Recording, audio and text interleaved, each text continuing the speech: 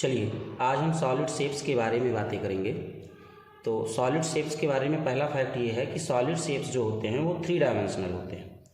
क्या होते हैं? 3 डायमेंशनल होते हैं। 3 डायमेंशनल का मतलब क्या होता है?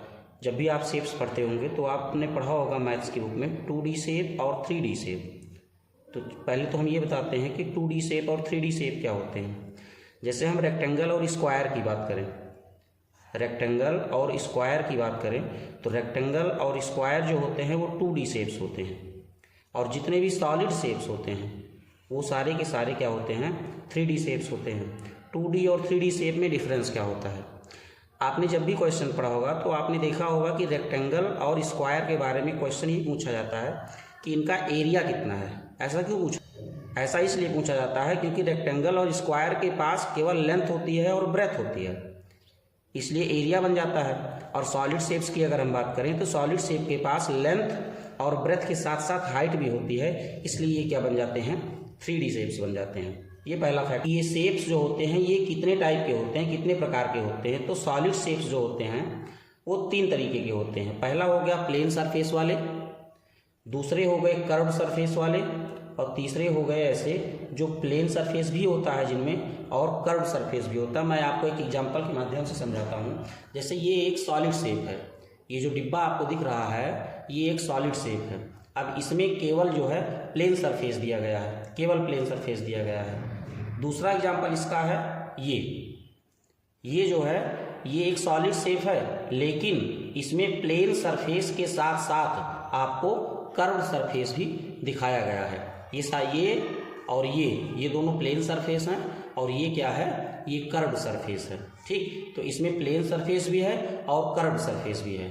और कुछ ऐसे होते हैं जिसमें केवल कर्व सरफेस होते हैं। जैसे हम बात करें बॉल की, एक बॉल जो होती है एक ऐसा सॉलिड शेप होता है जिसमें केवल और केवल कर्व सरफेस होता है। तो 3 तरीके के आपको सॉलिड शेप मिल गए।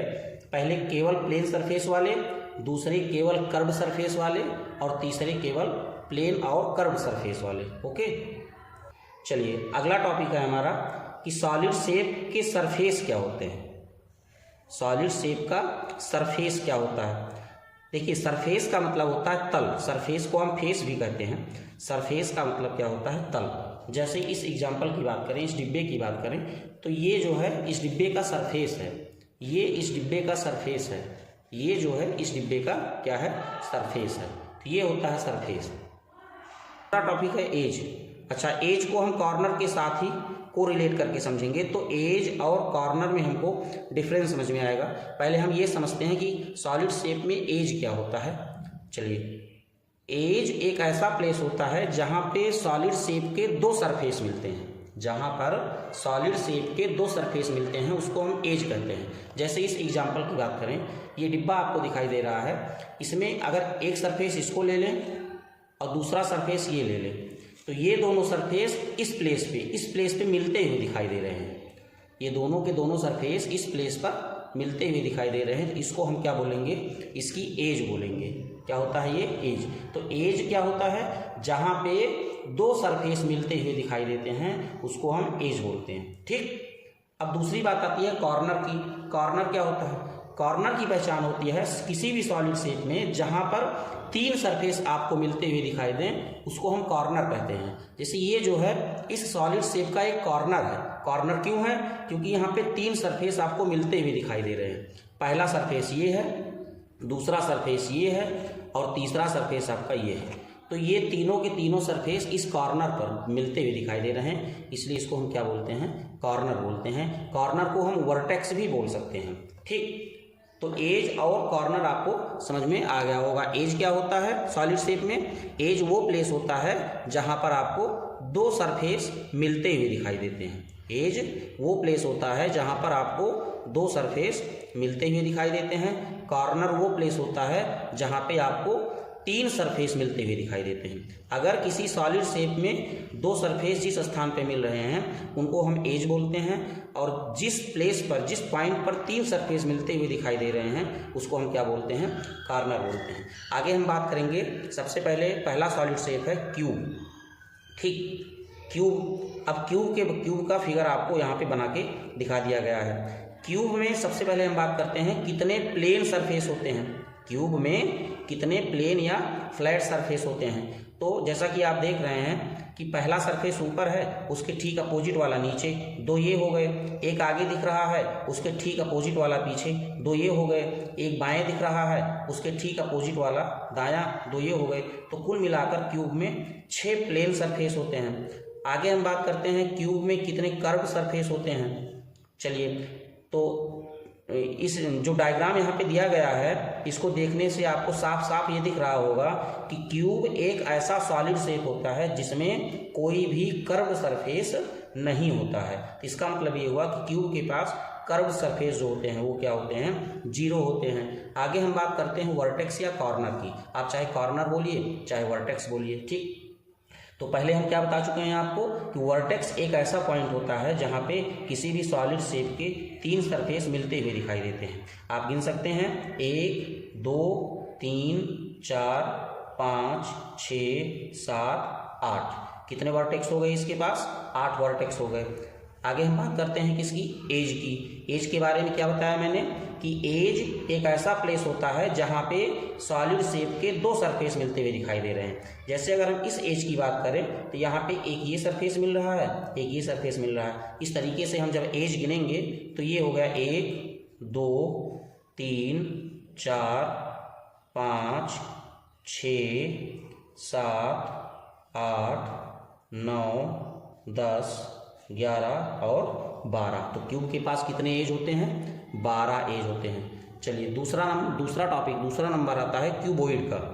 क्यूबॉइड के पास फ्लैट सरफेस कितने होते हैं, क्यूबॉइड के पास भी फ्लैट सरफेस 6 होते हैं। आपको इस डायग्राम में साफ साफ दिख रहा होगा। क्यूबॉइड के पास कितने कर्व सरफेस होते हैं, क्यूबॉइड के पास कर्व सरफेस जो होते हैं वो 0 होते हैं, जैसा कि पहले क्यूब में भी मैंने बता दिया है। कॉर्नर की बात करें तो कॉर्नर भी क्यूबॉइड के पास कितने होते हैं, जितने क्यूब के पास होते हैं, मतलब 8 कॉर्नर होते हैं। एज की बात करें तो एज क्यूबॉइड के पास उतने ही होते हैं जितने क्यूब में होते हैं, अर्थात 12 एज होते हैं। तो अभी आपको ये दिख रहा होगा क्यूब और क्यूबॉइड दोनों में प्लेन सरफेस बराबर होते हैं, दोनों में कर्व सरफेस बराबर होते हैं जितने भी होते हैं, दोनों में वर्टेक्स बराबर होते हैं और दोनों में एज बराबर होते हैं। तो फिर सबसे बड़ा प्रश्न ये है कि क्यूब और क्यूबॉइड ये दोनों एक दूसरे से अलग कैसे हैं, ठीक। अब देखिए मैं आपको बताता हूं कि क्यूब और क्यूबॉइड एक दूसरे से अलग कैसे हैं।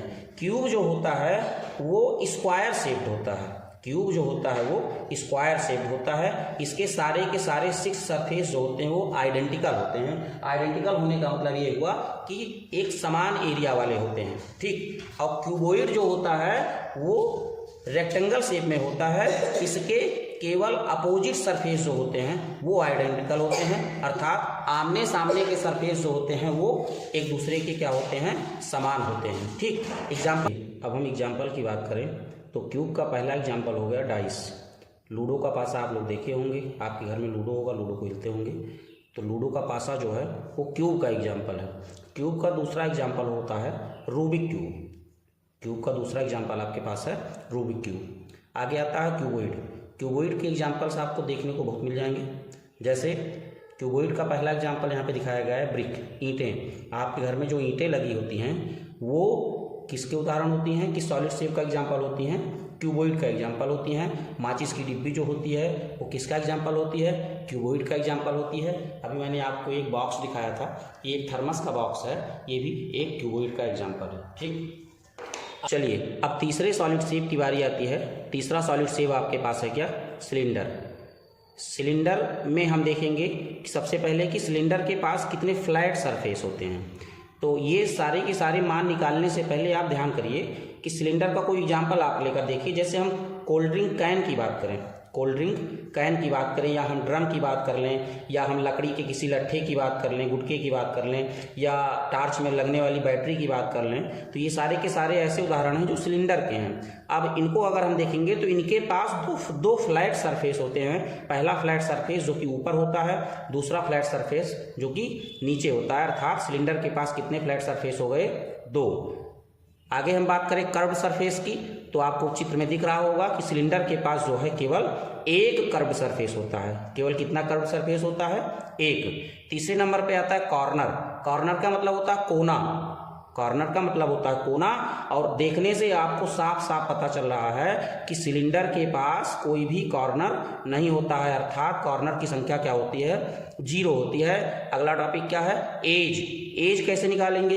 ये कैसे पता करेंगे कि सिलेंडर के पास कितने एज होते हैं? इसको हम आपको एक एग्जाम्पल की सहायता से बताते हैं। ये जो भी डिब्बा आपको दिख रहा है, ये सिलेंडर का एक एग्जाम्पल है। इसमें हम कैसे ये पता करेंगे कि एज क्या है? एज के बारे में मैंने आपको पहले बताया है कि किसी भी सॉलिड शेप में एज जो होता है वो प्लेस होता है जहाँ पे उस सॉलिड शेप के दो सरफेस मिलते हैं। तो इस प्लेन सरफेस की अगर हम बात करें और इस कर्व सरफेस की हम बात करें, तो ये दोनों के दोनों इस किनारे पर मिल रहे हैं। ये दोनों किस किनारे पर मिल रहे हैं? ये आपको किनारा दिख रहा होगा। ये एक ऐसा किनारा है जहाँ पे ये प्लेन सरफेस और ये कर्व सरफेस इस किनारे पर मिलते हुए दिखाई दे रहे हैं। तो इस तरीके से किसी सिलेंडर के पास दो फ्लैट सरफेस हो गए, एक कर्व सरफेस हो गया और दो एज होते हैं। पहला एज ऊपर होता है और दूसरा एज कहाँ होता है? नीचे होता है। इसके पास कॉर्नर की संख्या क्या होती है? 0 होती है। तो एज कितने हो गए सिलेंडर के पास? 2। अगला सॉलिड शेप आता है कोन। अगला डायग्राम को देखने के बाद हम सबसे पहले ये निकालेंगे कि कोन के पास कितने फ्लैट सरफेस होते हैं। तो कोन के पास एक ही फ्लैट सरफेस होता है जो कि आपको नीचे दिख रहा होगा। तो कर्व सरफेस की बात करें तो कोन के पास केवल एक ही कर्व सरफेस होता है, ये आपको ऊपर दिख रहा होगा। वर्टेक्स या कॉर्नर की बात करें तो कोन के पास केवल एक कॉर्नर होता है। और अगर हम एज की बात करें तो कोन के पास केवल एक एज होती है, वो नीचे होती है जहां पर ये कर्व सरफेस और ये प्लेन सरफेस मिलते हुए दिखाई देते हैं, अर्थात इसके पास एज कितनी होती है? 1 होती है। 5वें नंबर पे आता है अगला सॉलिड शेप स्फीयर। स्फीयर का मतलब होता है गोला। ऐसी भी कोई चीज, कोई भी ऐसा सॉलिड शेप जो बॉल लाइक शेप में होता है, ऐसा सॉलिड शेप जो गेंद की तरह होता है, उसको हम स्फीयर कहते हैं। अगर हम फ्लैट सरफेस की बात करें तो स्फीयर के पास कोई भी फ्लैट सरफेस नहीं होता है, अर्थात इसकी संख्या क्या होती है? 0 होती है। ये गेंद आपको दिख रही होगी, इसके पास कोई भी फ्लैट सरफेस नहीं है। चलिए दूसरे नंबर पे आता है कर्व सरफेस। कर्व सरफेस की बात करें तो स्फीयर के पास या गेंद में केवल एक कर्व सरफेस होता है। कॉर्नर की बात करें तो गेंद के पास कोई कॉर्नर नहीं होता है, कोई कोना नहीं होता, अर्थात इनकी संख्या 0 होती है। एज की बात करें तो गेंद के पास कोई भी एज नहीं होता है, इसकी भी संख्या क्या होती है? 0 होती है। एग्जाम्पल क्या हुआ? एग्जाम्पल आपको यहाँ दिखाया गया है। स्फीयर की एग्जाम्पल आप फुटबॉल ले सकते हो, आप क्रिकेट बॉल ले सकते हो, आप टेनिस बॉल ले सकती हो। बॉल लाइक शेप जितने भी होते हैं वो किसके एग्जाम्पल होते हैं? स्फीयर के एग्जाम्पल होते हैं।